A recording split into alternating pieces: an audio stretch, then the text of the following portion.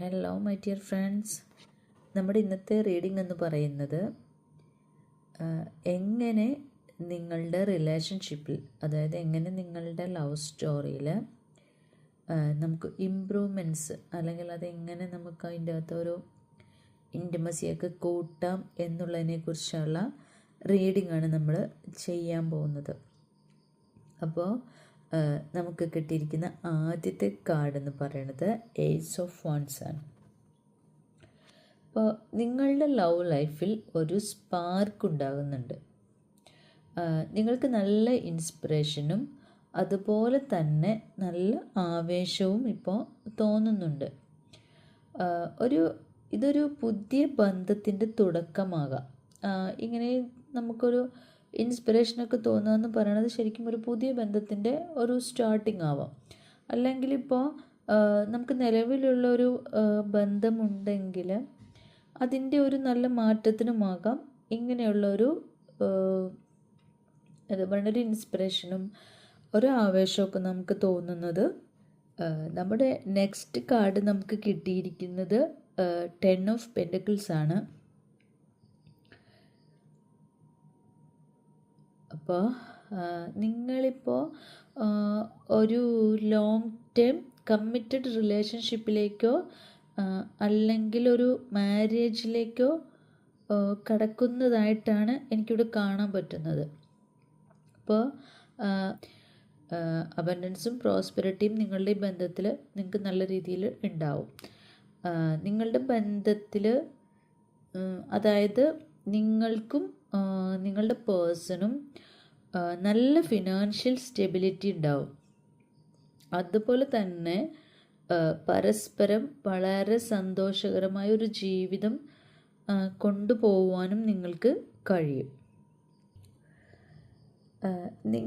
നമ്മുടെ അടുത്ത കാർഡ് എന്ന് പറയുന്നത് നൈറ്റ് ഓഫ് സോർട്സ് ആണ്.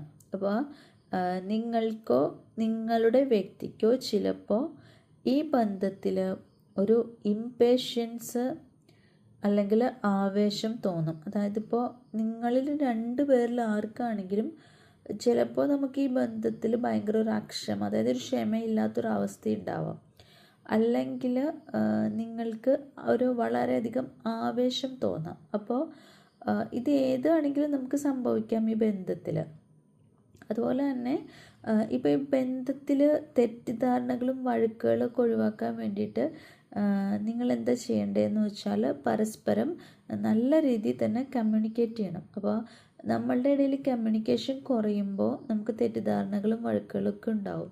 അപ്പോൾ അത് ഒഴിവാക്കാൻ വേണ്ടിയിട്ട് നിങ്ങൾ പരസ്പരം നല്ല രീതിയിൽ കമ്മ്യൂണിക്കേറ്റ് ചെയ്യാൻ നിങ്ങൾക്ക് കഴിയണം. അത് നിങ്ങൾ ശ്രമിക്കണം, നിങ്ങൾ ചെയ്യണം.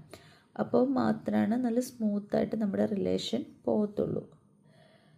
അടുത്തത് നമുക്ക് കിട്ടിയിരിക്കുന്നത് പേജ് ഓഫ് പെൻറ്റക്കിൾസ് ആണ്. അപ്പോൾ നിങ്ങൾക്ക് എന്താ പറയണത്, നിങ്ങളുടെ മുന്നിലിപ്പോൾ ഒരു ഐശ്വര്യവും അല്ലെങ്കിൽ ഒരു സ്റ്റെബിലിറ്റിയൊക്കെ ഉണ്ടല്ലോ. അപ്പോൾ അതൊക്കെ നിലനിർത്തുന്നതിന് വേണ്ടിയിട്ട് നിങ്ങളും നിങ്ങളുടെ ഈ പാർട്ട്ണറും നിങ്ങളുടെ ഈ ഫിനാൻഷ്യൽ കാര്യങ്ങളിലൊക്കെ ഇല്ലേ, നല്ല ഫ്യൂച്ചർ പ്ലാനിങ് ഉണ്ടാവണം നിങ്ങൾക്ക്. അതുപോലെ തന്നെ നിങ്ങളുടെ റിലേഷൻഷിപ്പ് സ്ട്രോങ് ആക്കുന്നതിന് വേണ്ടിയിട്ടുള്ള എല്ലാ എഫേർട്സും നിങ്ങൾ 2 പേരും ഇടണം ഈ ഒരു ബന്ധത്തിലേക്ക്. ഇപ്പോൾ ഒരാൾ മാത്രം എഫേർട്സ് ഇട്ടിട്ട് മറ്റേയാളൊന്നും ചെയ്യാതിരുന്നാലും നമ്മളുടെ റിലേഷൻ ഒരിക്കലും സ്മൂത്തായിട്ട് പോവില്ല. 2 പേരുടെ ഭാഗത്തു നിന്നും എപ്പോഴും വിട്ടുവീഴ്ചകളും കാര്യങ്ങളും എല്ലാം ഉണ്ടായാൽ മാത്രമാണ് ഒരു റിലേഷൻ നല്ല രീതിയിൽ പോവുള്ളൂ എന്ന് നമുക്കെല്ലാവർക്കും അറിയണ ഒരു കാര്യമാണല്ലേ. അപ്പോൾ ഈ റീഡിങ് പറയുന്നത് എന്താണെന്ന് വെച്ചാൽ നിങ്ങൾ ഇപ്പോൾ ഒരു പുതിയ തുടക്കത്തിലേക്ക് പ്രവേശിക്കുകയാണ്. അപ്പോൾ അതുപോലെ തന്നെ നിങ്ങളുടെ ബന്ധത്തിൽ ഇപ്പോൾ ഒരു സ്റ്റെബിലിറ്റി വരാൻ പോവുകയാണ്. അതുപോലെ തന്നെ നിങ്ങളുടെ മുമ്പിൽ ഒരുപാട് ചലഞ്ചസ് വന്നേക്കാം. നിങ്ങളും നിങ്ങളുടെ പാർട്ട്ണറും തമ്മിലുള്ള ക്ലിയർ ആയിട്ടുള്ള കമ്മ്യൂണിക്കേഷനിലൂടെ നിങ്ങൾക്ക് നല്ല സ്ട്രോങ് ആയിട്ട് നിങ്ങളുടെ റിലേഷൻഷിപ്പ് നിലനിർത്താൻ സാധിക്കും. അപ്പോൾ ഈ ഒരു കാര്യം നിങ്ങൾ എപ്പോഴും ഓർമ്മയിൽ വെക്കണം. നിങ്ങളുടെ കമ്മ്യൂണിക്കേഷൻ എപ്പോഴും വളരെ ക്ലിയർ ആയിരിക്കണം. കാരണം നിങ്ങളുടെ ബന്ധത്തിൽ സ്റ്റെബിലിറ്റിയും ആ ഒരു ഉറപ്പും നിലനിർത്തുന്നതിന് ഇതിന് വളരെ വലിയൊരു പങ്കുണ്ട്. നല്ല ക്ലിയർ ആയിട്ടുള്ള കമ്മ്യൂണിക്കേഷൻ, അത് നിങ്ങൾ എപ്പോഴും ഓർമ്മയിൽ വെക്കണം.